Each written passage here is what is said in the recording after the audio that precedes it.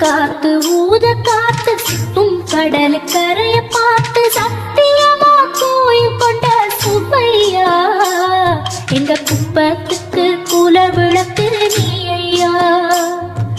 வாட காத்து வீச பார்த்து வலையை எடுத்து வலைய போட்டு மீன் பிடிக்கும் தொழில் நடக்குது முத்தையா. கரை மீண்டு வர காவல் உந்தன் நிலையா. திருச்செந்தூர் ஆண்டவனே வேல் முருகா தினம் உனக்கு நன்றி சொல்வோம் ஆள்மருகா. திருவடியில் தவம் இருப்போம் திருமுருகா. தீப்பெழுது நலமென